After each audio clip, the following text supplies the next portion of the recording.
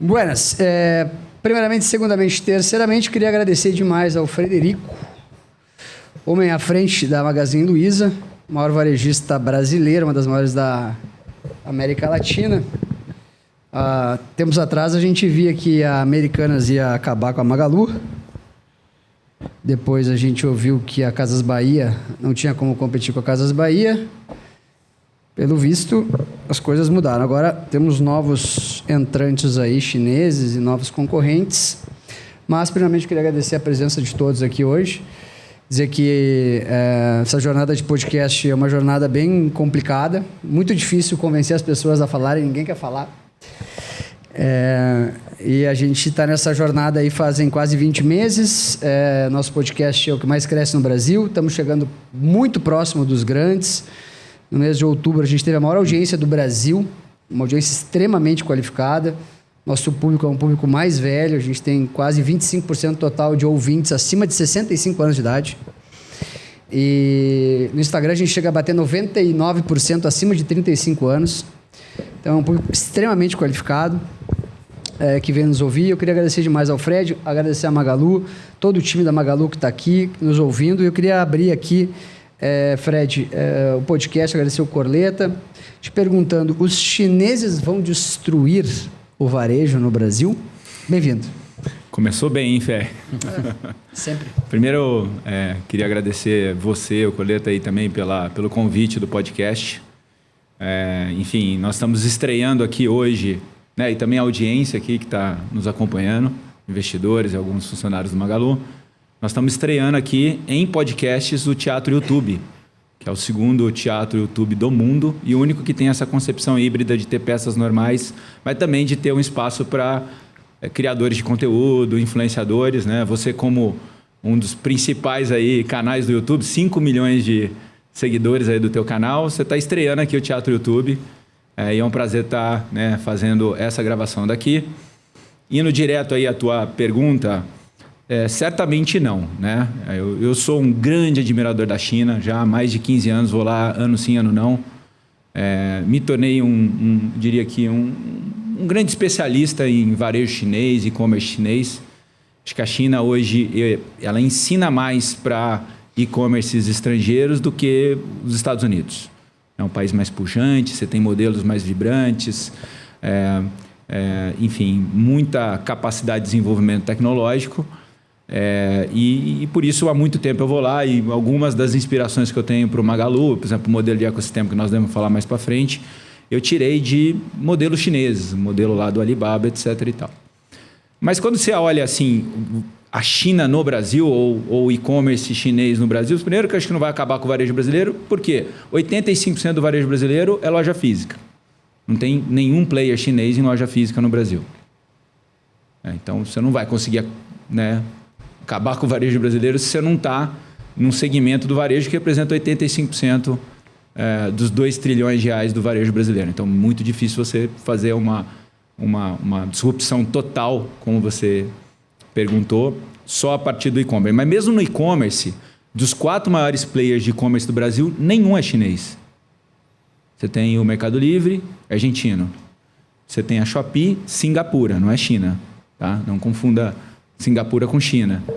Tem o Magalu, brasileiro, e tem a Amazon. Então, acho que nós não temos aqui uma presença estabelecida. A China cresceu muito, o e-commerce chinês cresceu muito no Brasil, num momento que tinha uma brecha fiscal para isso, no qual, se o cliente comprasse um produto direto da China, através de uma plataforma de e-commerce, pagava 0 de imposto, e qualquer varejista que importasse esse produto pagava mais de 100% de imposto. Então, tinha uma arbitragem aqui, vamos dizer, vocês que são do mercado financeiro, de que era muito mais barato comprar direto da China do que de comprar produto localizado no Brasil.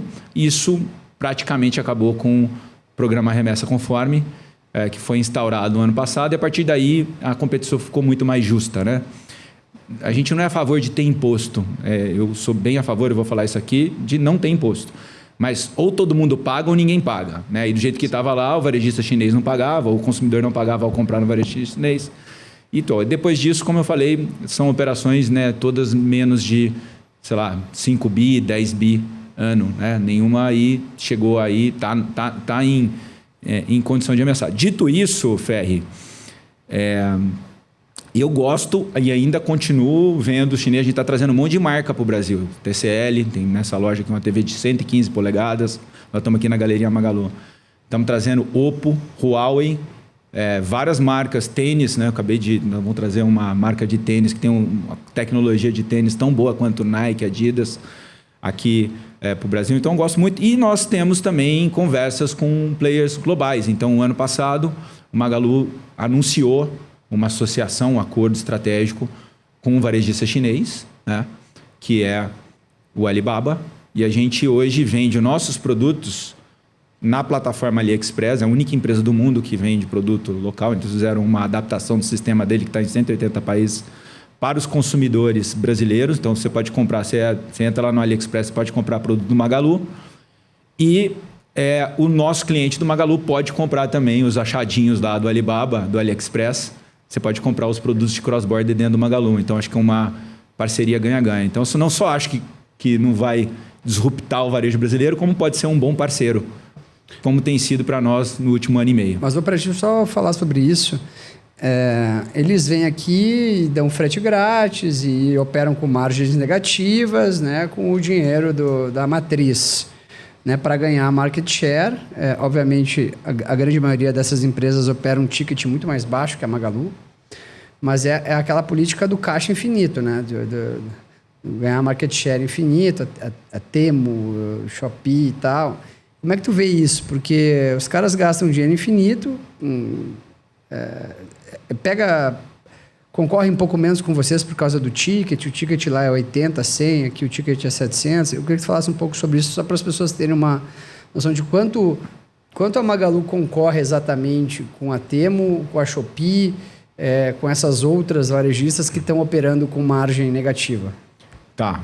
Bom, enfim, acho que com relação a, primeiro, segmentação de e-commerce, né? Então, a Magalu faz praticamente mais de 45 bi ano online. Então, a gente tem uma operação muito significativa, que é 70% dos 65 bi do Magalu. Estou falando dado fechado do ano passado, para não falar desse ano que a gente não fechou ainda, mas é mais ou menos essa proporção.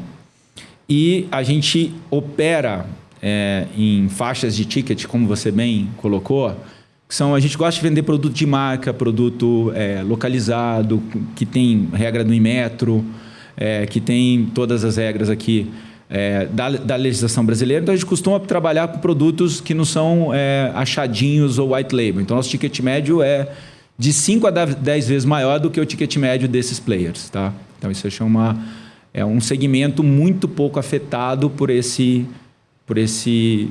essa faixa de ticket. Então, o ticket é 800 e o deles é 70, 80, é isso? E mesmo assim, o Magalu, esse 800 é o do Magalu. Se você pegar Kabum, é 1.000. Né, que são placas de vídeo, computadores super sofisticados para gamers. Você pega a Netshoes, estou falando de 300. A gente geralmente vende tênis de performance, produtos, né, de valor agregado alto. E mesmo Época Cosméticos, que é uma das líderes em e-commerce de beleza do Brasil, também tickets em torno de R$300. A gente vende produto de marca, né, perfumes reais, não falsificados, etc. Então, todos os nossos negócios, Magalu inclusive, mas não só, pouco concorrem com essa faixa de ticket menor. E, de fato, você tem razão, a guerra, não só em função dos chineses, mas também em função da briga, né, das grandes plataformas desses outros países que eu citei no começo, ela está se dando, sobretudo, em tickets mais baixos, que é onde o Unit Economics é pior. Então, frete grátis, subsídio, cupom, né? Então, é uma faixa que já era ruim de economics, né? Margens muito baixas, porque quanto menor o ticket, pior é o item para o e-commerce. Por que a categoria menos penetrada do e-commerce brasileiro é supermercado? Porque o ticket é muito baixo. Né? Então, às vezes, o valor da entrega é equivalente ao valor do produto. Acho né? que é 65 no GPA. Uma coisa assim. Mas no Brasil é só 5%. Então, não temos 15% de penetração do e-commerce no Brasil. Em alimentos é menos de 5%. Porque quanto menor o ticket, maior o frete proporcionalmente ao valor do produto. E se você dá desconto, né? Se eu tenho lá um ticket de 20 e o frete é 10 e eu subsidio o frete, Para onde vai sua margem? Então, é um economics muito ruim já. O Magalu já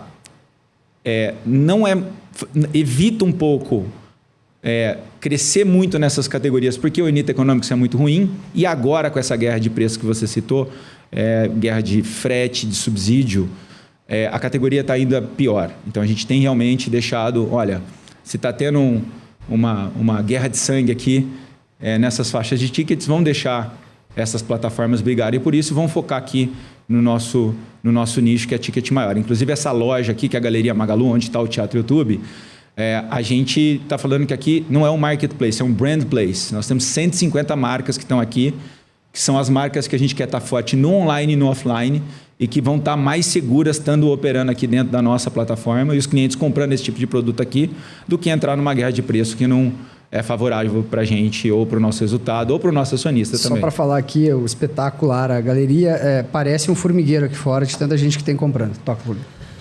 Bom, senhoras e senhores, obrigado a quem está presencialmente aqui com a gente, obrigado ao Fred, loja espetacular aqui da Galeria Magalu, no Teatro YouTube. Se você está nos assistindo pelo YouTube, esse episódio está indo ao ar um dia antes do Natal, um Feliz Natal para todos, um ótimo ano novo. Muito obrigado pela audiência, sigam o canal. E eu queria começar aqui também agradecendo nossos patrocinadores do podcast, a Minerva Foods, final de ano aí, fazer churrasquinho com as carnes da Minerva Foods, adapta.org, também o G4 Educação e a W Shirt, nossos parceiros aí de longa data aqui no podcast. Você falou agora, Fred, em guerra de preços, né? Uma coisa que a gente discutiu há um tempo atrás é se o varejo não está se tornando as empresas aéreas. Por quê? Porque hoje você vai comprar um voo, eu vou sempre para Porto Alegre, enfim... Faço uma comparação. Para mim, não tem diferença nenhuma comprar da Azul, da Gol, da Latam. Acho que 99% das pessoas vai escolher por preço, né? Como que no varejo isso pode não acontecer? Porque eu preciso comprar um fogão. Vou lá no Mercado Livre, tá um preço. Vou no Casas Bahia, tá outro. No Magalu, tá outro. Como fazer o consumidor não decidir apenas pelo preço? O que mais que você pode entregar para que o varejo não seja... Para que não seja varejo esdanil aéreas? Tá, bom. Essa é uma pergunta excelente. E, de fato, eu acho que qualquer business, qualquer negócio, varejo, aérea, você tem que fazer um trabalho, um esforço muito grande de criar uma proposta de valor para não se comoditizar. Uhum. Então, assim, preço, né? Você citou aí... não, o Magalu não tem a menor chance de concorrer com Americanas. Me lembro que Americanas mesmo, naquele período, né, um período mais agressivo dela, que não tem nada a ver com a nova gestão, a gente também fez uma parceria com a Americanas recente, que a gente vende produto lá, eles aqui, estamos muito próximos da atual gestão da Americanas, mas naquele momento mais agressivo, no qual ela perdia muito dinheiro e subsidiava muito o seu custo também, ela competia basicamente com preço. Eu lembro que o preço que ela vendia era mais baixo do que o custo que eu pagava no fornecedor, inclusive de mercadorias que eu comprava mais que eles. E a cada ano ou 2 anos tinha lá uma injeção de capital no negócio. 1 bi, 2 bi, que lá os controladores botavam, e muitas vezes o mercado acompanhava. A gente nunca optou por fazer isso. Qual que era a ideia? Assim, qual que é a maneira de você sobreviver a guerras de preços irracionais? Que assim, preço, todo mundo tem que ter um bom preço. É claro que o consumidor não vai vir aqui só porque o Magalu é, né, uma marca legal, uma empresa de 68 anos, confiável, etc. e tal. Ele não vai pagar 10, 20% mais caro aqui para comprar. Você tem que ter preço competitivo. Eu acho preço fundamental e super importante. A gente trabalha. Como que a gente tem que sustentar no longo prazo um preço competitivo? Custo baixo. Então, a gente tem que trabalhar para ter um custo baixo. A empresa tem 68 anos, a gente passou por mais de 7 mudanças de moeda, vários planos econômicos, confisco de poupança, regime militar, tudo que você pensar de complexidade a gente passou. A gente sempre se segurou muito, a gente sempre teve muita frugalidade, né, no nosso custo. Então, quando eu construí o e-commerce, quando a gente montou o e-commerce 25 anos atrás, já temos 25 anos de e-commerce. Fomos uma das primeiras operações. A minha questão é assim, para eu ser competitivo no online, eu tenho que alavancar a loja física. Então, 50% de tudo que a gente entrega das compras feitas pelo e-commerce, a gente faz a partir da loja. O que isso tem a ver com preço? Isso tem a ver com preço porque a gente tem um custo de frete muito baixo. Porque ou o consumidor retira na loja, a mercadoria já está lá, o produto já está lá, ou eu entrego para o consumidor a partir da loja. Então, eu só tenho o custo de last mile. O Magalu não tem... Eu tenho 22 CDs gigantes, 178 médios e tem 1.300 pequenos, que são as nossas lojas. As nossas lojas são Shoppable Distribution Centers. Com essa configuração de fazer o e-commerce em cima da loja, você consegue dar o frete grátis para quem vai retirar na loja, você consegue cobrar um frete pequeno para quem compra e eu entrego a partir da loja, e você consegue sustentar isso a longo prazo. Né? Aquele concorrente que concorre só com preço, uma hora a casa matriz pede para dar retorno. Então, Walmart, chegou aqui.com, 2011, super agressivo, preço baixo. E aí ficou nisso 1, 2 anos, botando muito dinheiro e tal. Dá uns 3, 4 anos, a casa matriz cansa de mandar dinheiro, tem que dar resultado. O que aconteceu? O Walmart.com saiu do Brasil. Né? Americanas, mesma coisa, super subsidiada. Essa hora teve uma hora que o mercado não quis mais acompanhar os follow-ons dela. E, enfim, deu no que deu também. Eu não vou entrar muito no detalhe dela, porque, de novo, nós estamos com uma relação muito positiva com ela nesse momento. Mas eu acho que uma estratégia apenas de preço no longo prazo não se sustenta. Para você conseguir concorrer com quem tem preço baixo, você tem que ter um modelo econômico que seja viável, dada a complexidade brasileira. E o nosso é a multicanalidade. Por isso que a gente abriu essa loja. Para levar a multicanalidade para todas as marcas do grupo. Porque o Magalu era multicanal. Mas as empresas do ecossistema não. O Magalu era multicanal, à época não. O Magalu era multicanal, a Netshoes não. O Magalu era multicanal, a estante virtual não. O Magalu era multicanal, a Kabum não. Então, com essa loja aqui, a gente está trazendo esse diferencial competitivo que fez a gente sobreviver nesse mercado tão difícil quanto você citou por 25 anos para todas as empresas do ecossistema do grupo. Senhoras e senhores, hoje estamos recebendo aqui o Frederico Trajano, CEO do Magalu, e uma figura central na digitalização do varejo brasileiro. Sob a sua liderança, a empresa empreendeu uma notável transformação, consolidando-se como um dos maiores players do e-commerce nacional. A gestão é reconhecida pela capacidade de inovação, pela expansão do ecossistema digital. Muito bem-vindo ao podcast, Fred. Queria te fazer uma pergunta. A gente tem uma plateia de acionistas aqui do Magalu, enfim, certamente no YouTube também. Em um determinado momento dos últimos anos, o Magalu chegou a valer 180 bilhões. Hoje vale pouco mais de 6 no mercado. O que aconteceu para que houvesse essa tamanha desvalorização na empresa, e qual que é a tua visão para o futuro com relação ao valor de mercado da companhia? Ô Fred, tu acha que estava errado 180 bi ou está errado 6 bi? Bom, talvez os dois, né? Bom, enfim, primeiro, eu quando assumi o negócio 10 anos atrás... Deixa eu só te interromper, que a minha audiência reclama que às vezes eu interrompo. Vou falar um pouquinho sobre o ego, porque depois quando tu acabar essa resposta, tu fala um pouco sobre o ego, porque quando a empresa valia 180 bi, a tua família tem 60%, eram 100 bilhões, né? Era uma das famílias mais ricas do Brasil. Né? E aí depois, eu falo isso porque eu vivi isso, né? Fiz um IPO de 4 bi e a empresa veio para 400 milhões. Então eu sei exatamente o que tu passou e eu queria que tu falasse um pouco sobre isso também, que é uma dureza complicadíssima. Eu acho que assim, a família, né, tá no negócio há 68 anos, né? E a gente é de longe o maior acionista da companhia. São poucas empresas do varejo que o grupo controlador... Poucas empresas no Brasil têm uma família com quase 60% das ações. Exatamente. Que mostra aí o compromisso com o negócio e de longo prazo e passando por todas as intempéries. Especificamente, no meu caso, acho que a pergunta é muito pertinente, a sua colocação de erro também. Quando eu assumi a companhia em 2016, eu estou há 25 anos no grupo, estou completando agora 10 anos de CEO. O valor de mercado da companhia era 150 milhões de reais. A ação valia 10 centavos. Né? E assumi essa companhia com a certeza de que eu estava assumindo uma companhia de grande valor, não só econômico, mas estratégico, com pessoas maravilhosas, equipes maravilhosas, com uma marca que é uma das marcas mais respeitadas e queridas do Brasil, e com uma grande oportunidade de fazer um monte de projetos bacanas. Foi exatamente o que a gente fez. Naquele momento, Ferri, a empresa estava desvalorizada no mercado, mas eu não sentia que a companhia era ruim. Né? Eu sentia que a companhia uma companhia excepcional, muito melhor do que o preço do ticker lá, preço de tela.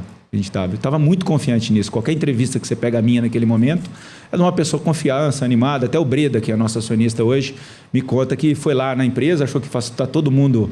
Eu almocei com ele aqui, recebi ele e o Luiz Alves. Na segunda-feira, eles vieram conhecer a loja. E ele falou, eu fui lá, me lembro que eu fui lá em setembro de 2015 e achei que eu fosse ver um luto lá no escritório. Ele foi no escritório, fez uma reunião com a gente e viu uma empresa pujante, todo mundo animado, cheio de projetos. Falei, mas isso aqui é totalmente diferente do que eu imagino pelo que eu vejo aí das notícias, do que eu estou vendo do preço. E era justamente aquilo. Então, naquele momento, eu não me achava, né, um ser inferior ou me achava de uma empresa inferior a qualquer outro competidor que estava na bolsa. Eu achava uma empresa extraordinária. Assim como em 2020, quando o negócio bateu 150, eu me lembro de uma entrevista que eu dei para o Estadão, vocês podem procurar, que eu falava, nem naquele momento lá eu me achava tão ruim daquele momento, nem agora eu me acho a última bolacha do pacote. O preço da ação sobe e desce, o importante é a gente gerar valor do acionista por curto prazo. Se a gente pegar nesses 10 anos, Ferri, a gente gerou muito valor para o acionista, mesmo nos 6 atuais, que eu acho que estão abaixo do potencial e da capacidade da companhia. Acho que o ponto principal do que aconteceu tem a ver com a taxa de juros. Quando eu assumi a companhia em 2015, a taxa de juros estava 14, um ponto abaixo do que está hoje. Em 2020, quando a companhia estava valendo 140, ou até mais, 150 bilhões de reais, o juros estava 2. E agora, nesse segundo ciclo estratégico que a gente pegou de 20 a 25 agora, que eu estou entregando agora a companhia, dando lucro mesmo com juros altos, o juros foi de 2 para 15. Então, sem dúvida, embora assim, boa parte desse meu segundo ciclo estratégico na companhia, que foram os últimos 5 anos, depois nós vamos falar dele, foi para a gente tornar o negócio mais resiliente a alterações e flutuações de juros, a gente não é completamente imune, né? Então, teve grandes resgates de fundos de ações, muita gente tirou dinheiro de ação. Eu, tirando minhas ações do Magalu, eu vendi outras ações para botar em renda fixa. Quem não quer, né, inflação mais 7, né? Quem não quer esse nível de ganho da economia? Então, isso acho que tem um efeito muito grande. E vamos lembrar, nós ainda temos uma participação, a gente é líder em categorias que têm uma certa correlação com juros. Então, eletroeletrônico, que é a categoria que a gente está há 68 anos, por exemplo, não é mais 100% do negócio. A gente diversificou bastante. Tem o banco, temos uma fintech, temos uma empresa de logística, temos a Netshoes, temos a Época Cosméticos, temos outros negócios. A gente diversificou um pouco, mas a gente continua tendo a liderança em categorias que são muito correlacionadas a juros, né? Quando o juros está alto, você tem um double hit na companhia. O top line, porque você não consegue mais fazer 20 vezes sem juros, ou você faz, é muito limitado e muito caro, quanto no bottom line, porque você antecipa a recebível, isso tem impacto na despesa financeira. Então, num cenário de juros alto, esse negócio tende a sofrer um pouco mais do que a média do varejo. Num cenário de juros baixo, ele vai muito melhor do que a média do varejo, né? Então, se a gente entrar agora num ciclo de contração de juros, não precisa de voltar para os 2 não, Ferri. Mas se voltar para 7, 8, a gente vai ver aí um impacto muito positivo, tanto no econômicos da companhia, como eu tenho certeza também no valor da ação. No mundo dos negócios, cada decisão importa, inclusive o que você veste. Por isso que eu e Ferri aceitamos aqui a parceria com a W Shirt no Café com Ferri Podcast. Eles são o nosso novo patrocinador e fazem as melhores roupas básicas masculinas. Esse suéter aqui, por exemplo, é da W Shirt. E se tu faz parte da nossa audiência, acompanha o nosso podcast, tem um cupom exclusivo para tu comprar com 10% de desconto lá na W Shirt ou 15% se a tua compra for acima de R$600. Clica aqui para saber mais. A Amazon pega dinheiro a dólar mais 13,5. O Mercado Livre também consegue se financiar lá fora. Como que o Magalu consegue sobreviver, competir com essa turma com um custo de financiamento muito mais alto? Olha, eu acho que qualquer empresa brasileira, né? Enfim, tem vários varejistas de capital aberto, várias outras empresas do segmento que tem o custo de capital, né, tão caro quanto o nosso, sofre. Uhum. Tá? Então, esse é o momento quando a situação dos juros está tão alta assim. Primeiro que ela não é eterna, né? Acho que os ciclos de juros altos demoram 2, 3, 4 anos, dificilmente 10 anos. Então, nesse momento, o que você tem que fazer é ser mais conservador na alocação de capital. Então, Magalu, por exemplo, até abrir essa loja, ficou 3 anos sem abrir loja física. A gente focou apenas em investimentos em projetos que dão um ROIC mais alto. Tá? Então, na cloud, na fintech. A fintech hoje nós estamos dando ROI de Itaú. Né? Então, o ROI do Magalu da fintech está all time high, da Luizacred, nós estamos com ROI acima de 20% lá. Então, a gente procurou focar, né, em investimentos, né? Recolhemos um pouco o CAPEX. O CAPEX, os últimos 3 anos, está igual a depreciação. Então, assim, temos que entender que nós não vamos ganhar aqui gastando mais do que os outros. A gente tem que focar em gastar melhor, investir melhor o nosso capital, investir em projetos que dão maior retorno. Mesmo essa loja aqui, se você pensar, ela é o equivalente ao CAPEX de 10 lojas físicas normais. Como que a gente viabilizou ela? A gente criou uma equação de retorno de investimento por retail media. Então, nós temos aqui a loja inteira de LED, quase toda a loja ela foi pensada para as marcas, ser um parque de diversão das marcas. E que elas investissem aqui contratos publicitários do teatro e YouTube. É um contrato publicitário que a gente fechou, name rights aqui. Todos os espaços estão monetizados no sentido que se a loja break-even, a gente retorna o capital investido nessa loja em 1 ano e meio. Tá? Então, nesse momento, o jeito que a gente compete é sendo um pouco menos agressivo no seu spend, no seu CAPEX, e o pouco que você investe, sendo muito assertivo em focar projetos de maior retorno sobre investimento que retorne mais a curto prazo. E aí, quando os juros baixar e a competição se nivelar, aí você pode estar investindo tanto quanto algum player internacional. Fala sobre a tua visão de futuro, especialmente com essas iniciativas de tecnologia, a fintech e o cloud. Você vê lá na frente o Magalu sendo uma holding diversificada e não só uma empresa de varejo, precificada como tal? Como é que você está pensando nisso? Olha, de fato, eu lembro que no começo aqui da nossa conversa eu falei muito que eu me inspirei muito no modelo chinês. E no modelo chinês você vê bastante esse modelo de negócio de ecossistema. Então, o Alibaba tem o Alipay, tem o AliCloud, né? O que está salvando, por exemplo, o market cap do Alibaba hoje não é o retail do Alibaba, é a cloud, né? O AliCloud, todos os investimentos em AI que ele está tendo. Ele tem também o Alipay, pagamentos, tem o Cainiao, que é logística, né? Então, a minha visão estando concentrado no Brasil como a gente, para nós era importante reduzir um pouco o beta do nosso negócio, diversificando o resultado. Então, a gente resolveu diversificar o resultado. Boa parte dessa diversificação, ela se dá no sistema solar do varejo, vamos dizer assim. Então, a gente ainda tem algumas das aquisições. A gente fez mais de 10 aquisições nos últimos 5 anos. Nesse ciclo do ecossistema que eu chamo de 20 a 25. Então, a gente comprou, né, Kabum, Netshoes, Época. Compramos 4 empresas de logística que se tornaram a Magalog. E a Magalog hoje presta serviço para todas as empresas. Mas 40% da receita da Magalog é para fora. E nós também investimos em fintech e na operação bancária. E fizemos também a nossa cloud, que hoje já tem 1.000 clientes externos. A gente anunciou um grande cliente na sexta-feira, que agora a Globo.com está usando a Magalu Cloud. A Globo está usando a Magalu Cloud. Nosso primeiro grande cliente corporativo. Então, eu acho que a base do varejo vai continuar sendo o principal negócio do ponto de vista de top line, mas do ponto de vista de top line, nós vamos ser um grupo bem mais diversificado. De bottom line. De bottom line, desculpa. Vocês têm a Kabum, de que está bottom line dando mais diversificado. um belo lucro, 150, 200 milhões. Vocês têm a Época que está positiva, a Netshoes está positiva, também está dando lucro.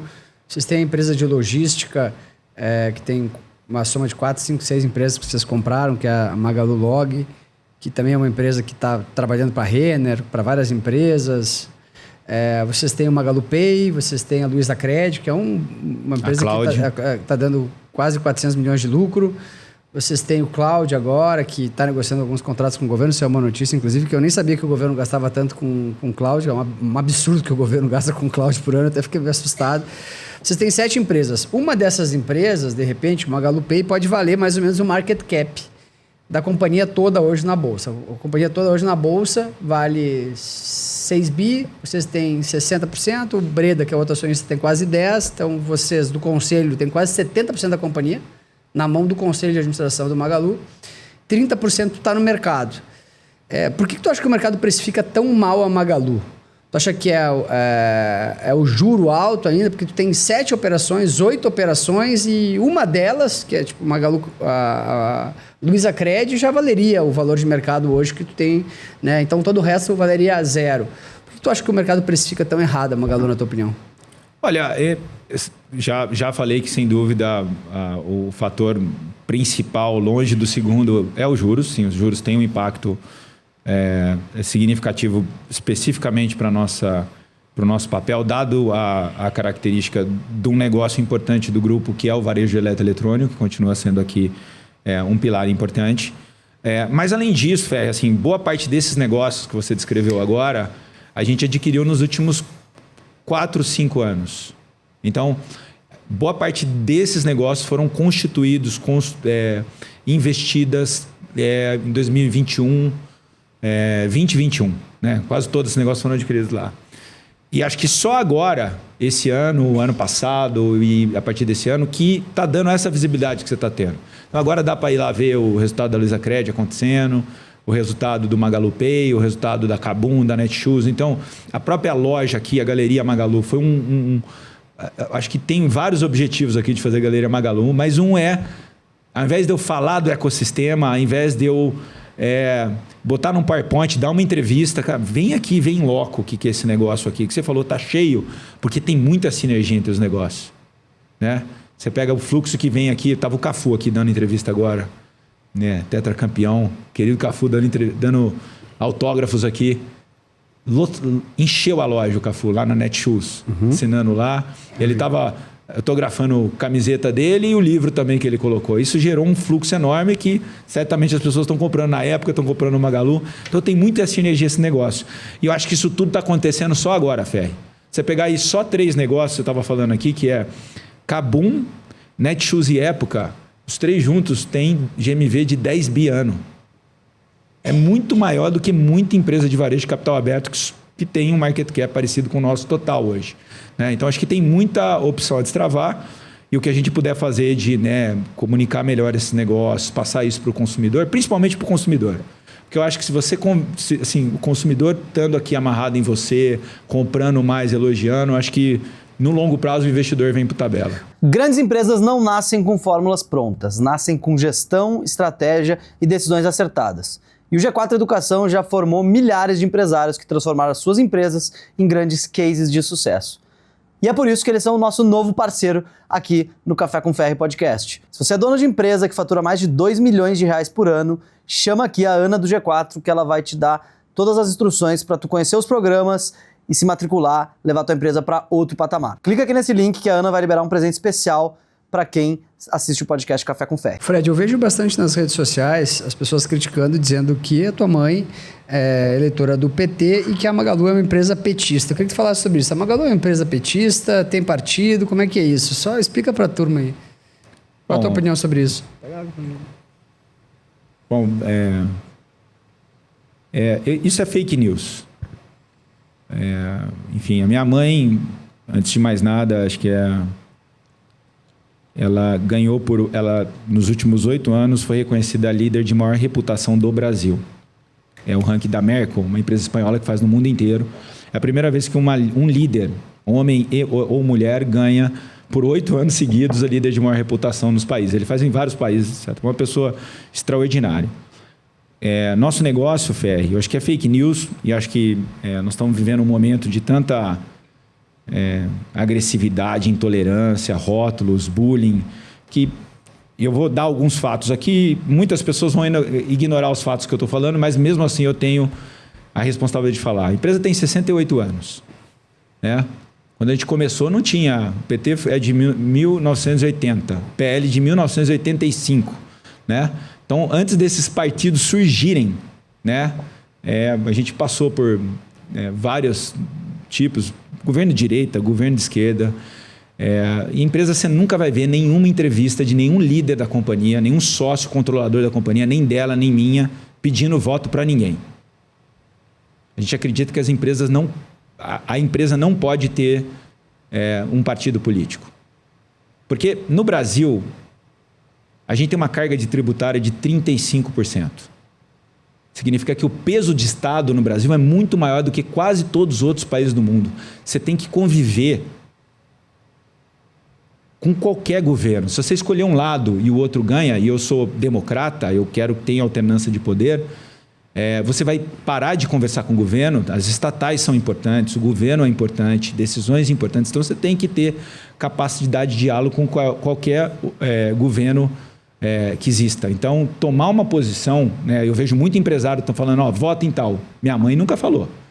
O que nós temos, Ferri, e isso é super importante, a gente tem convicções.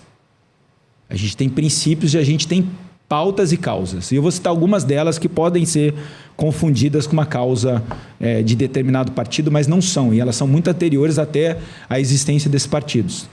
O Magalu é uma empresa que preocupa com o funcionário da base, com o funcionário da loja, com a oficineira da loja. A gente sempre teve um cuidado muito grande, não só com os top executivos da companhia, mas com a base da companhia. Então, a gente tem benefícios, como cheque-mãe para a mãe que tem filho, plano de saúde estendido para os pais dos funcionários, e uma série de benefícios para o time de base que é muito acima da média, o mínimo legal. Então, tem uma preocupação muito grande, e é por isso que há 10 anos a gente é uma das melhores empresas para se trabalhar no Brasil e disparada a melhor empresa do varejo para se trabalhar no Brasil. A gente compete com o Google, né, nesse sentido. A gente foi fundado por uma mulher e hoje a presidente do conselho é uma mulher. Então, a gente acredita muito na capacidade das mulheres de tomarem decisões, de serem importantes. Então, a gente defende como pauta ter mais mulheres em nível de liderança. É uma pauta nossa, né? E a gente tem todo direito. Nós temos metade dos líderes do Magalu são mulheres e a gente é um dos conselhos de administração com maior presença feminina. Eu, e não ela, defendi o programa de trainee exclusivo para pessoas negras. Porque metade da população brasileira é negra. Metade dos meus clientes, nós temos loja no Nordeste, no Norte do estado. E se eu não tenho representantes, né, dessa faixa, desse público na minha liderança, eu vou tomar decisões subótimas. Eu não tenho só gente exatamente igual ou parecida comigo como base de clientes. Então, a gente precisa ter isso. Então, pautas como programa de treino de negros, participação de mulheres em lideranças, outra ambiental, super importante. O Magalu é a empresa que tem o maior nível de coleta de lixo eletrônico do Brasil. A gente tem compromisso de redução de pegada de carbono. Tá? E a gente tem um ganho econômico por isso, Ferri. A gente teve agora uma aprovação do empréstimo junto ao IFC e BID, que estão relacionados, taxa muito baixa, estão correlatos, né, com as nossas metas, né, de descarbonização e de coleta de lixo eletrônico. Não sei se você sabe, só 3% do lixo no Brasil é lixo eletrônico, mas 70% da toxicidade do lixo é do lixo eletrônico. Um celular chega a poluir 600 mil litros de água, se mal descartado, por conta do mercúrio. Então, são pautas que a gente acha que a gente tem causas. Isso não são causas político-partidárias, são convicções da companhia, a companhia tem todo o direito de persegui-las. No Estado liberal, democrata de direito, a gente tem direito. Se isso é confundido por algum segmento da população como uma pauta partidária, para mim isso é um erro e uma injustiça. Tá. Deixa eu te perguntar sobre as bets. Teve um estudo da Confederação Nacional de Comércio que falou que a Bet estava tirando cerca de 20% da renda líquida da população. Né? Então, como é que vocês sentem as bets no Magalu? Só pergunta fácil aqui. E se vocês acham que a bet é um câncer para o país? Acho que sim. Acho que a bet é um câncer para o país.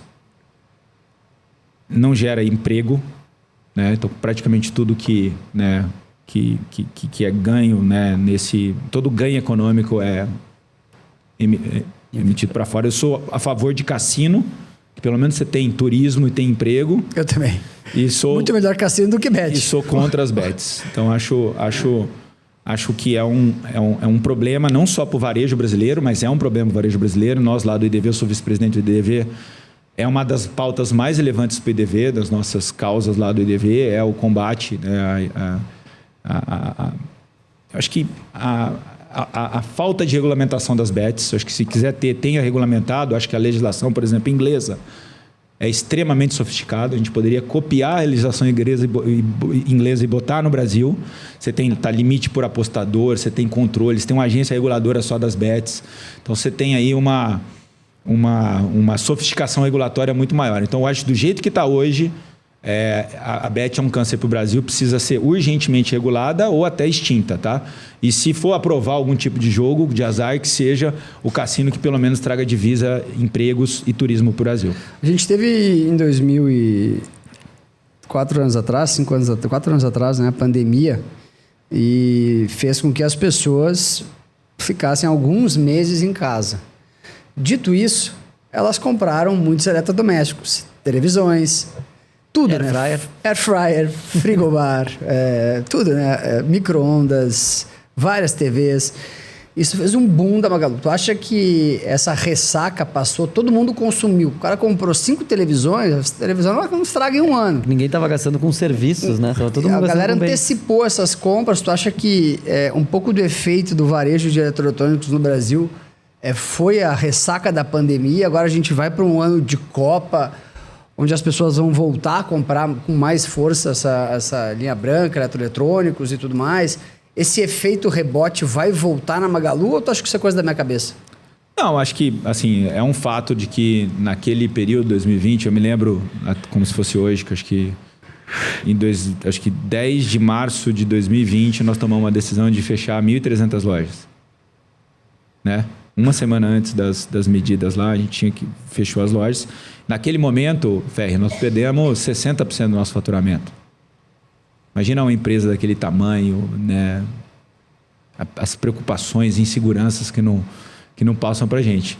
Mas a gente estava muito preparado para o online, porque a gente tinha feito lá esse ciclo de digitalização da companhia, que vocês falaram no começo, que a gente cresceu o nosso e-commerce. Então, e a gente transformou essas lojas que estavam fechadas em centros de distribuição para o e-commerce. Naquele momento, o Magalu era a empresa para aproveitar no online, né? É fato, as pessoas estavam dentro de casa, todos tinham que comprar muito eletro, não estavam gastando em outras coisas, restaurantes, shows, teatro, serviços, né? Nada. Então, quase 100% do budget era para comprar patrimônio para sua casa, né? Ampliar o patrimônio da sua casa ou comprar, reformar a sua casa. Então, a gente, mesmo perdendo naquele momento 60% do faturamento, naquele ano, Ferri, nós crescemos 50%, porque o e-commerce cresceu 150%. Né? Foi um ano extraordinário e a gente viu as vendas lá de abril, maio e aí depois em agosto a gente retomou e abriu as lojas e tinha o Corona Voucher. Daí tinha lá aqueles bilhões que geraram aí todo o déficit público, né? E aumentou o endividamento do Brasil naquele momento. Mas foi um ano, do ponto de vista de demanda, que eu nunca vi. Eu lembro os same store sales de loja física no segundo semestre. A gente chegou a pegar, o Fabrício está aqui, o nosso VP de operações, 20% de same store sales. É muito raro isso acontecer. E o e-commerce continuou a vender muito naquele período. Então, foi um ano de crescimento de 50%, extraordinário. E depois, acabou o Corona Voucher e as pessoas voltaram a gastar com outras coisas. De fato, houve uma ressaca de 2, 3 anos, né, que foi 21, 22 e 23, foram os anos de ressaca. A empresa continuou crescendo, mas num ritmo muito menor. E foram anos mais difíceis para o segmento de eletro, tá? A gente acabou crescendo, ganhando share, né? Mas não porque o bolo estava aumentando. A gente aumentou a nossa fatia do bolo nesse período. Acho que uma pandemia, Ferri, não vai ter outra. Mas um novo ciclo de baixa de juros vai ter. Nunca diga nunca. Eu acredito que não. Mas um novo ciclo de baixa de juros vai ter. Eu não acredito que os juros vai ficar em 15% para sempre. Eu acredito fortemente que vai haver uma redução aí nos próximos anos. Porque sempre foi assim. A gente já viveu os ciclos de altas e baixos juros no Magalu, tem 68 anos. Quantas vezes a gente não viveu isso? Eu nunca vi um ciclo de juros alto por 10, 15 anos. Já estamos há 3 anos com os juros muito altos. O Itaú, inclusive, hoje disse que em janeiro vai baixar os juros, apesar do mercado estar na dúvida ainda. E aquele ciclo, Ferri, que a gente pegou de 15 a 20, talvez não 2015 a 2020, talvez, quando os juros caiu de 14 para 2, e que teve um impacto tão bom no nosso negócio e também no valor das ações da companhia, ele pode voltar. Talvez não na mesma proporção, porque, de novo, eu não acho que o juros vai a 2 nunca mais na história. Assim, aqui no Brasil não consigo ver, mas deve cair para abaixo de 10, 2, 3 anos. E isso vai ter um impacto muito positivo para todas as companhias de varejo, especialmente para companhias como Magalu. Fred, tu acha que no mercado existe hoje uma bolha de inteligência artificial? Bom, não. E aí eu vou ser muito específico. Para mim, existem alguns ativos sobrevalorizados. Eu não vou citar o nome das empresas aqui, porque isso aqui funcionaria para o corte de vocês. Cita aí que a gente coloca no corte. Mas acho que algumas companhias estão com... assim, tem empresa que tem que investir e que já tem committed no investimento de $1 trilhão, né? E que tem receita de $20 bilhões. Então, quer dizer, para esse negócio fechar é muito difícil, né? Então, tem algumas empresas que estão claramente overvalued. Mas eu estou há 25 anos no e-commerce. Eu sou um dos caras mais antigos do e-commerce brasileiro. E eu vi várias revoluções e pseudo-revoluções. Estou falando especificamente do e-commerce, mas eu vejo isso para tudo. De revolução real mesmo, pseudo-revoluções. Blockchain, cripto. Tem gente que gosta e vai ficar bravo comigo, mas eu acho. Uma pseudo-revolução. Tu vai pro quadro dos haters de cripto. Eles vão ficar bravos comigo. Mas de fato não virou mainstream. Metaverso. Pseudo-revolução. É ruído. Sinal de fato. A internet foi uma revolução. Revolução para todos os segmentos. O mobile, e aí que pegou a internet e democratizou. Então foi o e-commerce, mobile commerce, e agora eu estou vendo a revolução da inteligência artificial como uma revolução e não como uma pseudo-revolução. Então acho que no futuro as pessoas vão conversar mais com agentes ou lidar mais com agentes do que com aplicativos ou com site. Então quase toda a compra ela vai se dar, toda a jornada de compras ela vai se dar exclusivamente ou majoritariamente através de uma pessoa se relacionamento com a agente de IA. Foi por isso que a gente lançou a Lu do Magalu agora, o WhatsApp da Lu. A Lu do Magalu é a nossa influenciadora digital, não sei se você sabe. Tem mais seguidores até do que você, Fé. Mas isso é fácil. 33 milhões de seguidores. Não é fácil, não, porque você tem 5 milhões só no YouTube. Mas tem 33 milhões de seguidores no Brasil. É um fenômeno cultural, são 20 anos de Lu do Magalu. Já pensou em transformar a Lu do Magalu de online para uma pessoa real, pegar uma parecida? Já pensou ou não? Eu tenho uma humanoide, né, agora. Uma parecida tem um monte de clone dela aí, tem até uma que tá bombando, uma de Santa Catarina. Tem? Tem. Que ela teve lá, sei lá, 20 milhões de views o vídeo dela, que ela é uma sócia do Magalu. Mas a Lu agora, a gente colocou e investiu muito, a gente criou um departamento de AI na companhia. Nós temos um Chief AI Officer, que é o Caio, o nome dele é Caio, por sinal. Tem um time já de 80 pessoas. Chief AI Officer é o Caio e o nome dele é Caio. Caio, exatamente. Nós temos um Caio. E ele montou um time, um cara genial, montou um time aí de pessoas muito boas. A gente desenvolveu a primeira plataforma end-to-end de e-commerce do mundo no WhatsApp, tá? A gente lançou mês passado. A gente já está com uma conversão 3 vezes maior que do aplicativo. NPS, que é o Net Promoter Score, que é a nota que o cliente dá para a experiência de 85, que é NPS tipo Apple, Nubank, e o nível alto do Magalu tem isso também. Vamos testar aí? Dá para testar? Vamos testar. Vou botar um QR Code na tela para falar com a Lu do Magalu. Ô, Fábio, cadê o Fábio? Tem como tu trazer uma câmera para filmar o Fred testando o WhatsApp da Lu? Vamos comprar um liquidificador? Vamos, eu comprei uma batedeira e mandei pro Ferro outro dia. Tá lá a batedeira, eu vou dar pra Dai. Eu tô sem meu celular. A batedeira é tua, agora tu vai ganhar um liquidificador. O liquidificador eu vou usar no escritório. Cadê o celular? Eu queria testar aqui ao vivo. Chegou cara, a batedeira lá? É espetacular. É espetacular o WhatsApp. Vamos testar? Bom se dá errado, né? Vamos lá. Bom, contando um pouquinho do WhatsApp da Lu, nós temos aqui um número Lu do Magalu. Nós temos mais de 15 milhões de clientes que conversam com a Lu, porque quase todas o pós-venda do quem compra no aplicativo... Consegue botar no telão? Ou não dá tempo? Não tem. Não tem? Mas deixa a gente filmando. Tá. Cara, é realmente incrível esse WhatsApp. Multimodal, você pode mandar vídeo, pode mandar... Tu manda áudio, foto. ela entende? Se mandar áudio, ela entende. Fala que tu quer comprar um liquidificador de qualidade, pelo melhor preço.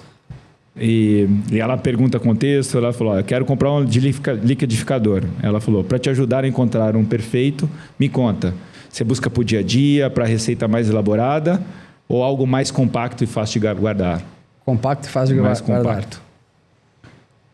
E ela vai pedindo... Mas ela pega na concorrência ou só na Magalu? Hoje ela pega na Magalu, mas tem produto de seller aqui também. Não é só produto 1P do Magalu. Ah, tá. Tem todos os sellers que estão aqui. Tudo que tem no app, aqui, ela vai saber pesquisar. É menor. Ela pediu tipo 1 litro ou um pouco maior, de 1 a 2 litros. Eu falei menor. Melhor relação custo-benefício. Você consegue colocar aí? Ela isso aqui procurar? Tudo conversando com a AI. Nós temos uma arquitetura aqui multiagêntica. São mais de 30 agentes aqui que a gente construiu dentro desse... qual faixa de preço ela está perguntando, né? E até R$200. E aí o pagamento tu faz ainda dentro do WhatsApp? Ele aperta aqui, né? Apple Pay, pagou e entrega. Eu posso pagar com Pix ou eu posso pagar com cartão de crédito também. Que está cadastrado. Está cadastrado aqui. Todo mundo que tem conta no aplicativo. Eu tenho 40 milhões de clientes que já tem conta, 15 milhões que estão com Opti aqui no aplicativo.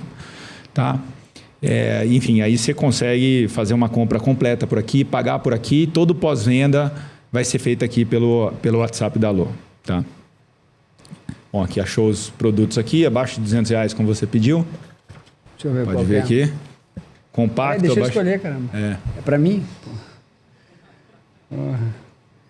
Esse aqui tá bonitinho.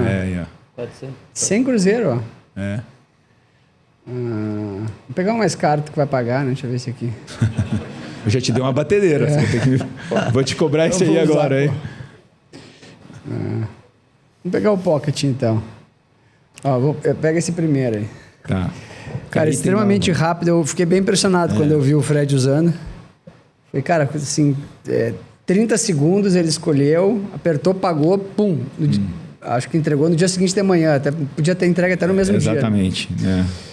E ela perguntou se pode adicionar o carrinho. Eu falou sim. As pessoas estão usando mais o WhatsApp do que o app? A conversão do WhatsApp está maior do que do app, mas ainda não habilitei todas as pessoas. A gente mandou mensagens aí explicando o serviço para 2 milhões de pessoas. E a gente deve, até o final do ano, a gente já habilitou os 40 milhões, mas dá a fazer uma campanha de comunicação e divulgação do canal. Como a gente inaugurou a loja aqui, o foco do marketing foi para inaugurar a Galeria Magalu. E agora nós vamos fazer uma mega campanha aqui para inaugurar o WhatsApp. Tem uma outra detalhe, acho que isso é uma coisa que vale a pena falar. A gente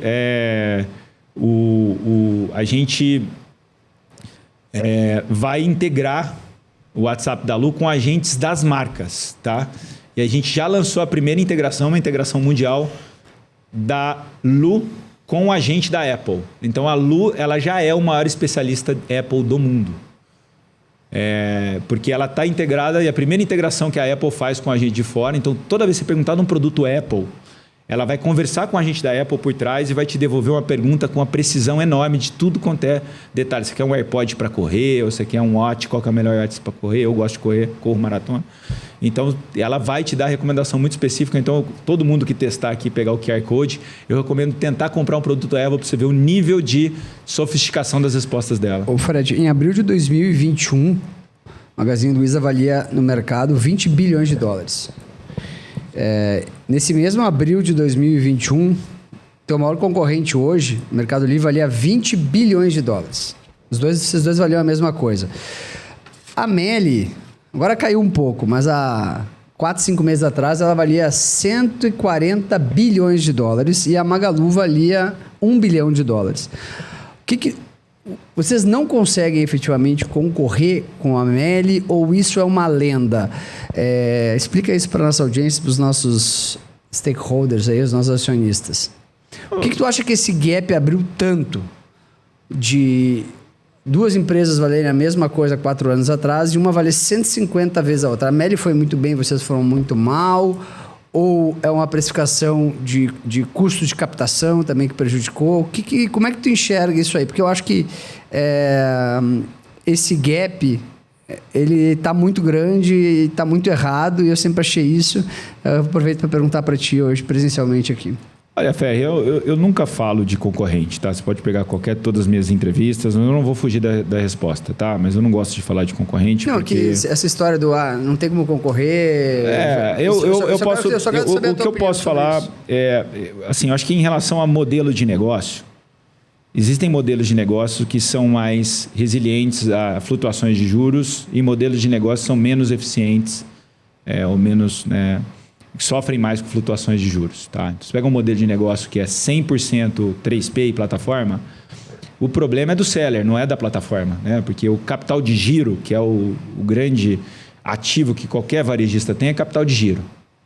Né? É o estoque que você tem em sua carteira de recebíveis. Num universo de juros alto, o teu custo de oportunidade é muito alto. Então, qualquer ciclo de aumento de juros... qualquer negócio que tenha capital de giro intensivo, qualquer negócio de varejo sofre muito. Não, assim como o Magalu, boa parte das empresas de varejo nesse período sofreram, Ferri. Então, tem muito a ver com aquela história dos juros. O modelo de algumas plataformas de mercado, uma delas que você citou aí, é o modelo 100% plataforma, puramente 3P. Então, ele meio que é até razoavelmente defensivo em ciclos de aumento de juros, que é o contrário quando os juros baixam. Tá? Nos juros baixos você tem aí um destravamento de valor muito grande, a gente consegue fazer a nossa operação de estoque próprio, enfim, que tem um diferencial competitivo, que é o nível de serviço é melhor, você tem um estoque, você entrega mais rápido, etc. e tal, ser o grande diferencial. Então, acho que, para mim, em relação a essa comparação específica que você fez, é especificamente o modelo de negócio. Um é plataforma, o outro tem a plataforma, 1/3 do nosso negócio é 3P, mas 2/3 ainda é 1P. Então, isso... num ciclo de alta de juros acaba afetando um pouco. Tu acha que o 85% do varejo brasileiro é presencial, né? Tu acha que daqui a 10 anos esse número cai para quanto? Porque isso faz um diferencial, né? Eu vi hoje aqui a loja está um formigueiro e estavam, principalmente na época ali de cosméticos, eu acho que tinha umas 150 mulheres testando as maquiagens. Não faz isso na internet. Né? Não tem isso na internet. Eu acho que o brasileiro ele é muito ligado ainda, principalmente as classes mais baixas, aí até a loja. Tu acha que quanto tempo demora para a gente sair de 85 Brasil e vir para uma China que é 60? 67. 67, ok. Eu acho que em 5 anos nós devemos ir de 15 para 20, que é mais ou menos o nível que está nos Estados Unidos hoje. Tá? A China não é uma boa proxy nesse sentido, por quê? Porque ela saiu do comunismo para o e-commerce. Você entendeu? Era um momento que ninguém comprava nada, não tinha loja. Sim. E aí quando o pessoal começou a ter dinheiro para comprar, já era o e-commerce. Então não tinha footprint de loja física, tá? Mas você pega a Europa, Estados Unidos, nós estamos falando aí de penetrações de e-commerce de 15 a 20%, tá? Países até mais maduros e ricos do que o Brasil. Então, eu acho que no Brasil, porque o Brasil adota muito tecnologia, eu vejo que o e-commerce vai chegar a 20% do total do varejo. Mas não vai passar muito mais disso. Se você pegar mesmo a China, Ferri, está há 4 anos estagnado em 32%, 33% o e-commerce lá. Então, há uma volta lá para o varejo físico. Vários chineses estão abrindo loja, meio de live shopping, os pontos físicos. Então, é isso. E eu acho que, sim, eu acho que o mercado deixa de entender que existe valor em e-commerce nos 15%, mas existe muito valor nos 85% do negócio, que vão ser 80% daqui a 3, 4, 5 anos. Né? Então, eu acho que o varejo físico não vai morrer. O que ele precisa é ser reinventado. Porque hoje, você não vai mais numa loja física só para fazer uma transação. Você precisa proporcionar uma experiência diferenciada para ele. Se eu só comprar, se for só produto e preço, é melhor online. Só produto é isso. Na loja você tem que ter outros atributos. É por isso que nessa loja aqui tem uma galeria de arte, tem um café, tem um restaurante, tem um teatro, tem o tester de produto. A gente tem lá, você estava falando da época cosméticos, nós temos o primeiro scanner facial do Brasil. Você consegue fazer o scanner lá na hora com a cliente, já testa e já avalia a sua derme, né? Já está conectado com todo o catálogo de produtos que está na loja. e ela já indica os produtos de dermo específicos para sua pele. Se fazer isso no online é muito difícil, né? A gente trouxe isso de fora, eu só vi numa loja de Dubai. Você tem na Netshoes personalização de produtos. Você vai lá, você compra a tua camiseta lá. Eu sou corintiano, inclusive hoje tem a final da Copa do Brasil. Você pode comprar a tua camiseta do Corinthians e ir lá e personalizar na hora. O seu tênis da Adidas vai lá e faz a personalização na hora. Então tem que ter alguma coisa a mais do que só a transação, do que a compra do produto, para trazer o fluxo para a loja. Então essa loja está cheia por isso. E outra coisa super importante, que é o que nós estamos fazendo aqui agora. Tem que trazer o influenciador para a loja. Vocês são influenciadores aqui, né? Tem que trazer o influenciador da loja, que é trazer o influenciador da loja, você traz o público do influenciador. Tem gente que tem medo de falar comigo. Pessoal, acho que vai comprar alguma coisa aí na Galeria Magalu. Por favor. A Vivi comprou já. A Vivi já deixou a contribuição dela aí. Ô Fred, quais são os 3 maiores problemas do Brasil? Bom, o Brasil tem muitos problemas, mas eu diria que uma educação pública e privada, em geral, de baixa qualidade, se comparar com qualquer país asiático. Sobretudo pública, mas algum caso em alguns locais privada também. Então isso para mim é um problema sério. Acho que um país que tem uma carga tributária altíssima, que torna muito difícil, né, para empreendedores, para negócios, né, para empresários. A situação muito difícil. Os juros é um pouco decorrência dessa carga tributária alta, do tamanho do Estado na economia. Porque o Estado precisa de dinheiro, né? Capta muito. E acho que como consequência desses dois, violência, né? Então a gente tem um país aí que tem índices de violência altíssimos, até maiores do que países que têm rendas menores do que a nossa, né? Se pegar a Índia, por exemplo, renda média muito baixa. Você não tem o nível de violência que você tem aqui. Acho que o problema da desigualdade tem a ver com a educação também. Que eu diria um quarto problema sério. Mas esses eu diria são os 4 principais, mas o quarto, que é a desigualdade, está muito correlacionado também a questões históricas, mas também a esse desequilíbrio em educação. Ô Fred, foi aprovada agora uma reforma tributária, inclusive essa semana parte dessa regulamentação. O que a reforma tributária muda para a Magalu? Você acredita que vai, de fato, acabar a guerra fiscal entre os estados, enfim? O que isso impacta na operação do Magalu? Vocês têm lá um time olhando para isso? Como é que é? Bom, claro que temos, e nós participamos ativamente das discussões da reforma tributária via IDV, né? Então a gente é super ativo e vocal. Nós consideramos a reforma tributária positiva para o varejo. Inclusive, a gente deve emitir, acho que nas próximas semanas, a primeira nota já compliant com a primeira. Hoje eu recebi aqui do CBS, né?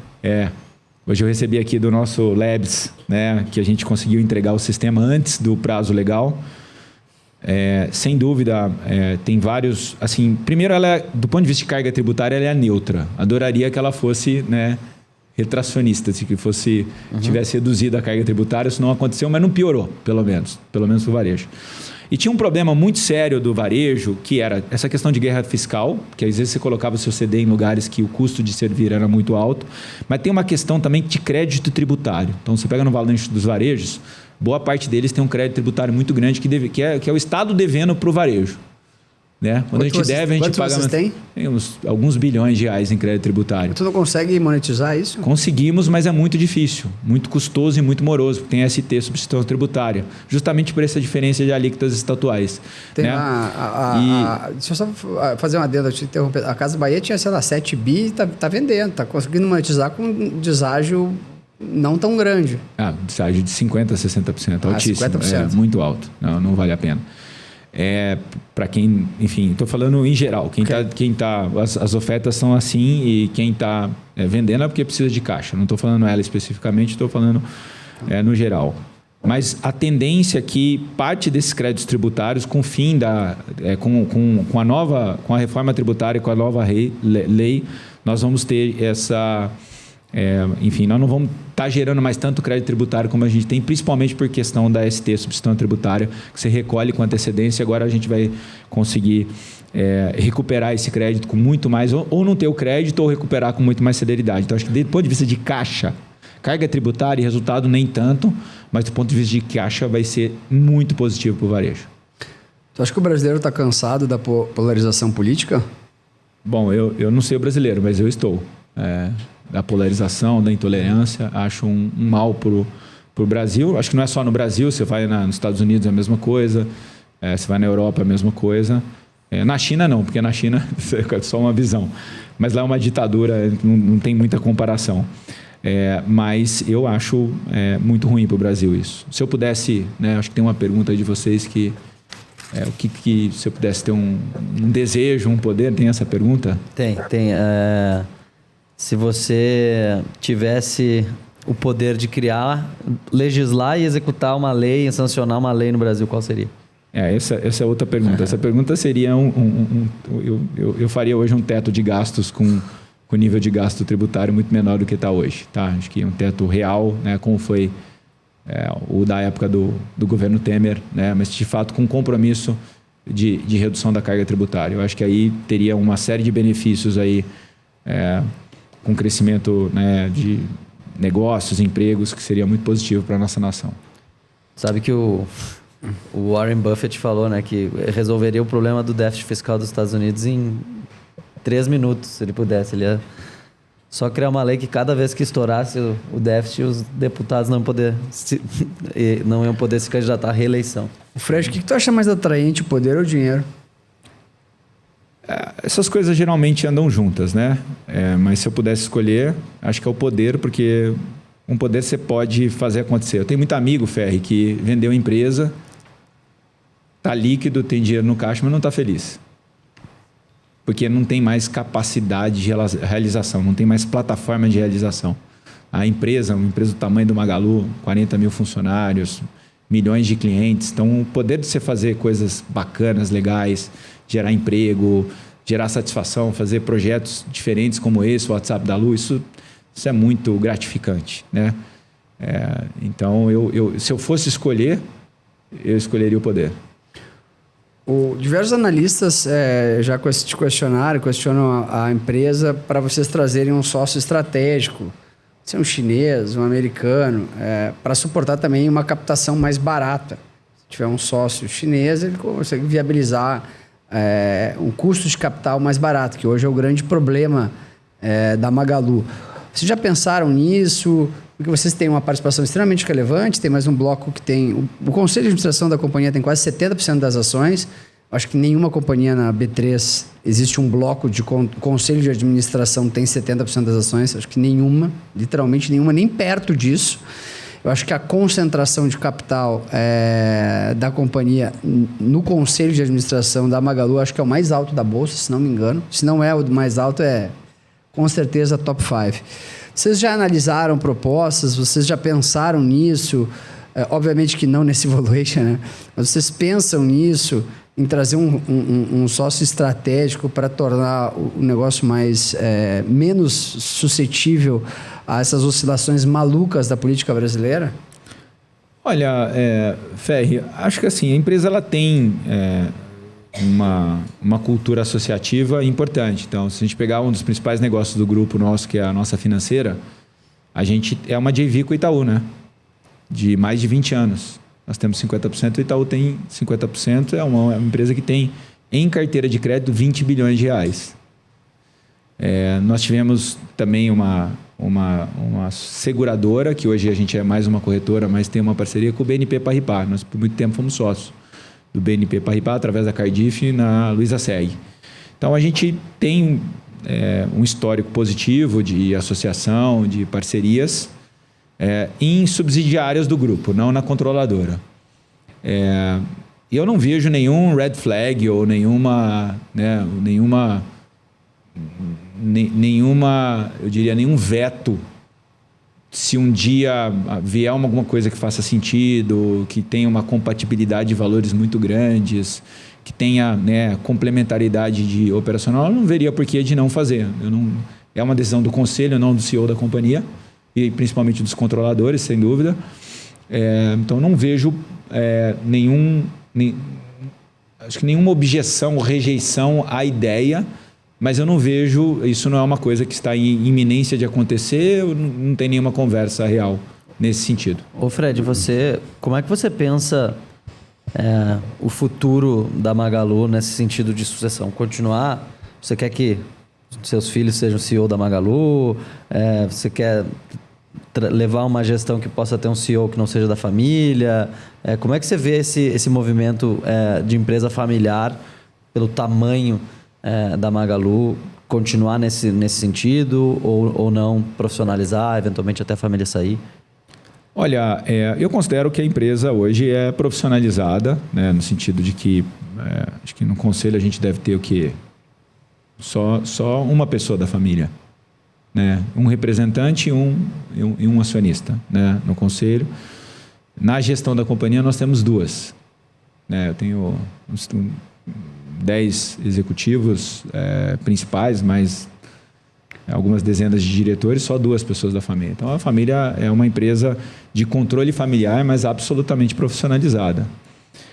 Eu gosto mais das empresas de controle definido do que as corporations. Então, você pega... Corporation não existe.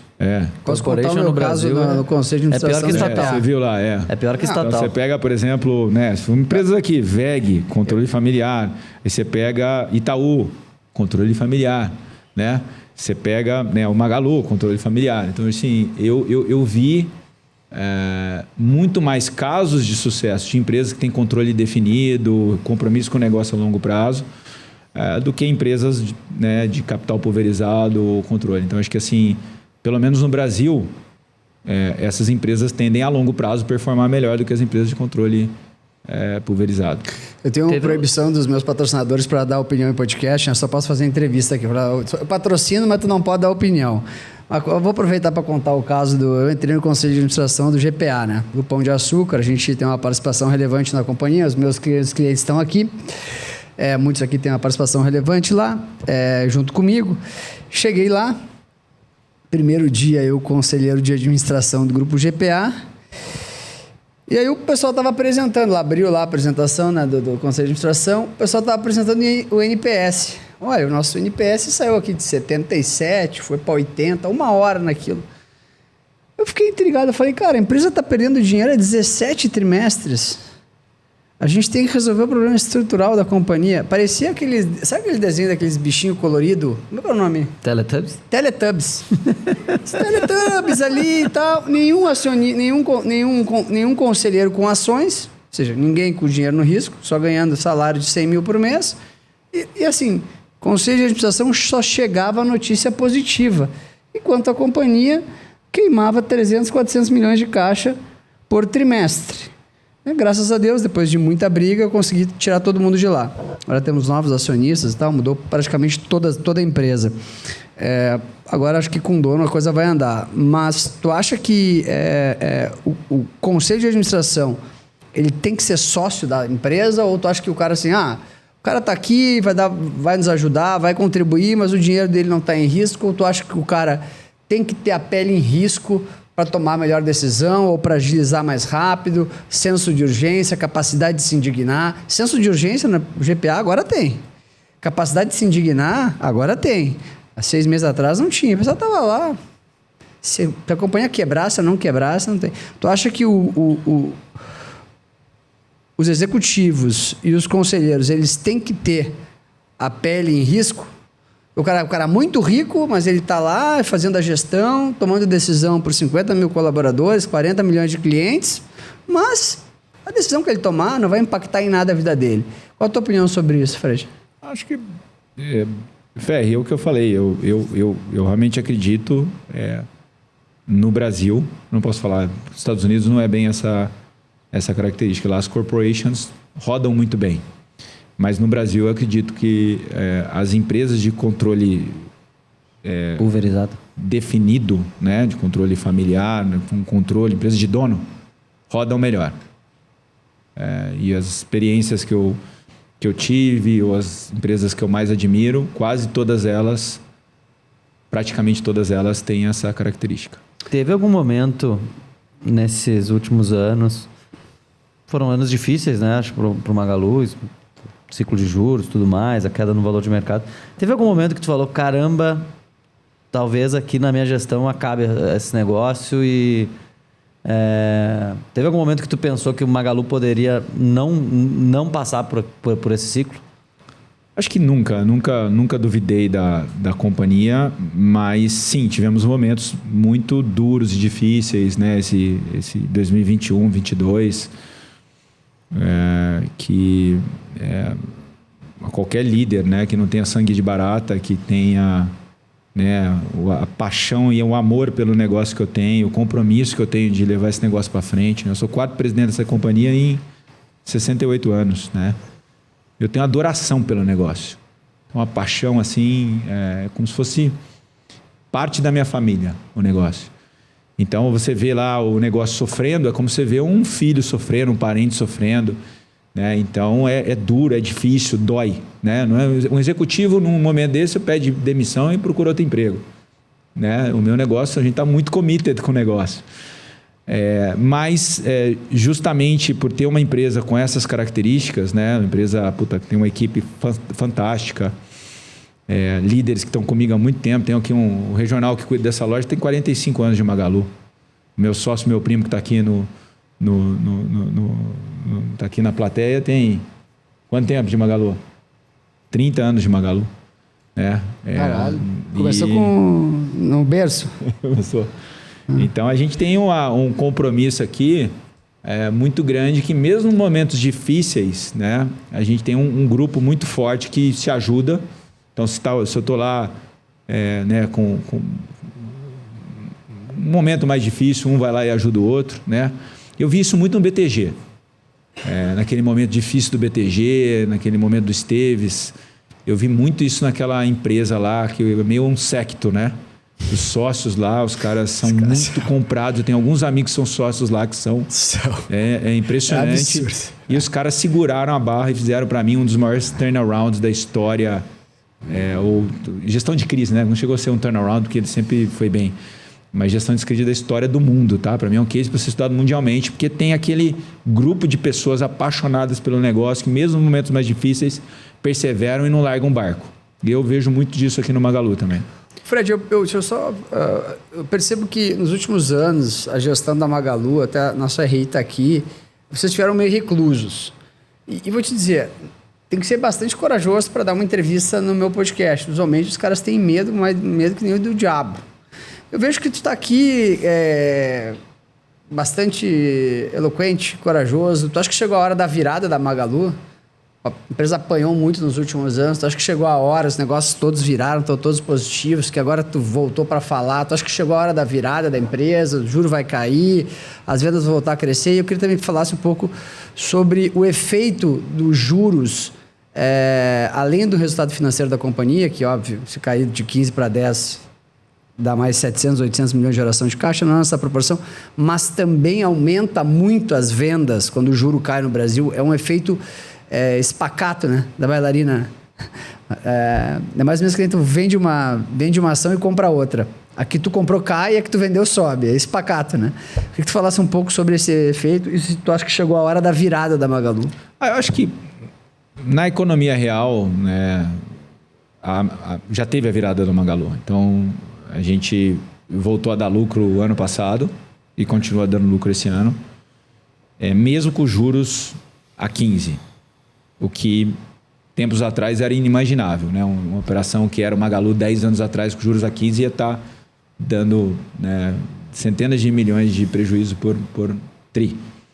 Então, já virou, ainda não virou no mercado, tá, Fé? Então, vamos separar bem o virar o negócio no negócio, virar no mercado. Eu estou comprado. E aí, na questão do resultado, o que aconteceu lá em 21, 22, a gente saiu da pandemia, lembra que eu falei...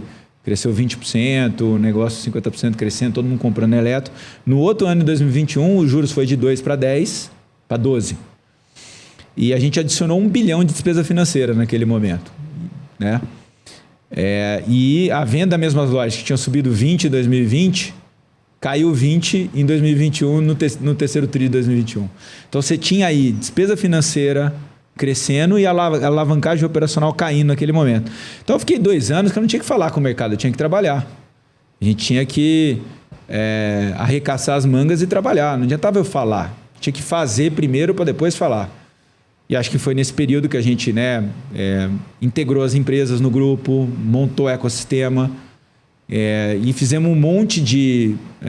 semeamos um monte de coisas que a gente está plantando agora. A Galeria Magalu, o WhatsApp da Lu, a Cloud fechando negócio com empresas como o Globo, o ROI da nossa Magalu Pay. Então, agora, eu acho que eu tenho o que falar para o mercado. Né? Então, 2 anos atrás, eu te falo assim, eu tenho que trabalhar muito. Ia ser um podcast que ia durar 5 minutos. Tem que arregaçar as mangas e sair trabalhando. Conta pra gente, se encaminhando para o final aqui, sobre o Magalu Cloud, quais são os principais projetos que tem lá e se ele pode ser uma alternativa nacional a Big Techs. Sem dúvida. Bom, o projeto Magalu Cloud surgiu nesse ciclo do ecossistema, era um dos negócios que a gente montou. E a ideia era, a gente precisava conter os custos de cloud do Magalu que estavam crescendo muito. Então, quando a gente começou, a gente foi uma das primeiras empresas a migrar para cloud. O Magalu é 100% cloud, até sistema de loja está na cloud. Né?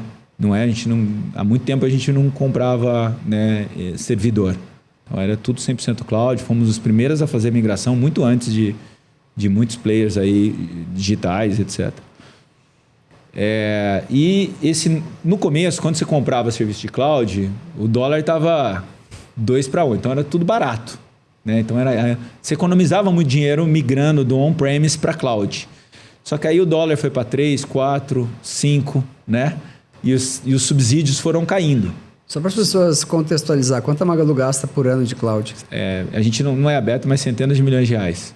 Tá? Centenas de milhões. Isso. Tá? O grupo Magalu, não estou falando só a Magalu, estou falando o ecossistema como um todo.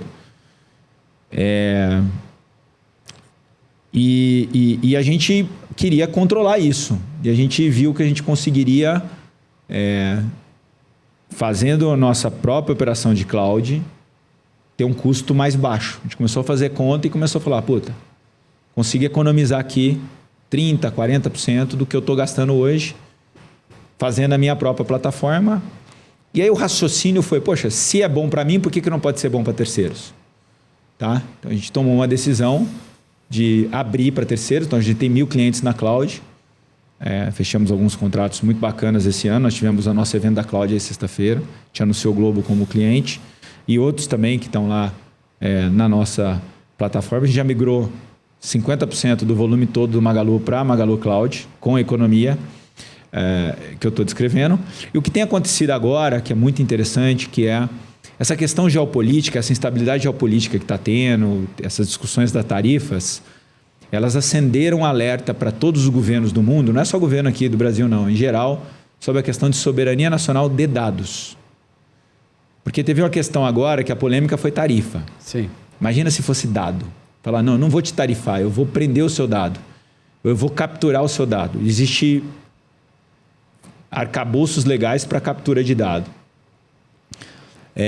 Então, assim, o governo americano pode pedir para algumas clouds mandarem submeterem seu dado, mesmo aquele que está rocheado aqui, a serem submetidos aos Estados Unidos. Então, isso é uma ferramenta de pressão política muito grande, que até agora ninguém atuou, mas há uma preocupação e um risco geopolítico muito grande. É por isso que na China está desenvolvendo a sua própria cloud e legislações na Europa estão surgindo para proteger o dado local, principalmente dados mais sensíveis, dados governamentais, defesa, financeiro, saúde.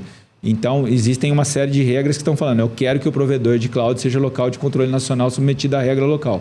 Tá? Então, tem uma oportunidade aqui que eu acho que deve ser materializada de governos e até empresas optarem por provedores nacionais que estão compliant com as regras locais. Saiu uma matéria segunda-feira na Abril que o governo brasileiro gasta entre 13,5 e 5 bilhões e meio de cloud por ano. Ou mais. Né? E existe também nessa mesma matéria o governo brasileiro querendo entrar nisso que tu está dizendo, e que inicialmente 20% do total do dispêndio vai contratar uma empresa nacional para assumir 20% deste orçamento. A única empresa, eu acho que tem, é a Magalu. Como é que está a negociação da Magalu com o governo para assumir parte desse estoque de cloud que o governo tem, de 4, 5 bilhões de gastos? Como é que está a negociação com o governo? Olha, obviamente a gente não comenta sobre negociações que não foram fechadas ainda. A única coisa que eu posso falar, Ferreira, o que eu falei na resposta anterior, é que mais e mais países, governos e empresas privadas estão optando por soluções locais com controle nacional, não para tudo, tá? Porque assim, os hyperscalers têm o seu valor, têm a sua tecnologia, a sua capacidade, então tem algumas ferramentas que a Magalu Cloud não tem. Então a gente não queremos 50%, 60% de share, mas existe valor e espaço e vai exigir uma pressão legal e regulatória para que existam provedores de controle nacional e que tenham uma participação, principalmente para algumas cadeias de dados sensíveis. Muitos deles estão no governo, mas vários deles não também. Setores regulados. Então, tem oportunidade aqui com esse rótulo, eu diria, de um provedor com controle nacional. Ô Fred, a Minerva Foods vai te dar um churrasco para assistir o jogo do Corinthians hoje. Oh, que maravilha. Tu é vegano ou não? Viu? Obrigado, eu não. Se não é vegano, tem churrasco. Eu perguntei isso para um convidado, só disse sou vegana, mas o marido não era, então serviu. Obrigado. Eu tenho o kit aqui sabe que a gente... uma das regras dos nossos patrocinadores é que não são brindes, são presentes. Então, a Minerva Foods te dá um kit churrasco, que é maravilhoso. Maravilhoso. A Adapta... Cadê o Adapta? Tem o presente da Adapta. Tu usa Adapta, não? Na Magalu? Vocês são clientes da Adapta? Acho que não sei, somos. Deveriam ser. Por favor, vamos ajudar. São mais de 200 mil clientes no Brasil. Cabernet Franc. Aí, pô. Então tem churrasquinho da Minerva Foods. Não trouxeram a minha caneca, porque não chegou ainda as novas. Tá aqui a caneca. Ah, não. Ah, tá. Aqui tem na caixinha aquela bonitinha. Estouramos o tempo aqui, obviamente. Queria agradecer demais a presença de todos. Muito legal fazer a gravação aqui. Queria agradecer demais ao Fred, principalmente a equipe do Fred aqui, que convenceu ele a dar essa entrevista, porque não é fácil também. O pessoal tem medo. W-Shirt. G4 Educação. G4 Educação, um grande beijo para todo o time lá. Vocês têm uma parceria com o G4, inclusive, né? A gente fez uma parceria ano passado com eles. Então, eu queria agradecer demais a presença de todos. Eu queria agradecer demais a nossa audiência. Se você odiou esse podcast, por favor, o hater, a nossos funcionários sem carteira assinada, mande em todos os grupos de WhatsApp. Fale, olha que absurdo que eles estão falando aqui. Nos ajuda demais. E a nossa audiência do podcast que mais cresce no Brasil, ó. Quando você ouve esse talinho, você já sabe. De longe o melhor. Ainda não o maior. Em breve, o maior podcast do Brasil. Obrigado. Até o próximo, Fred. Obrigado. Fred, muito obrigado. Obrigado a todo mundo que esteve aqui no presencial. Quem vai nos acompanhar no YouTube. Feliz Natal, boas festas. Beijo. Beijo, obrigado, gente. Obrigado. Até o próximo Café com Fé. Foi ótimo.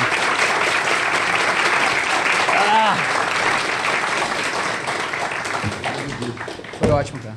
Fotinho.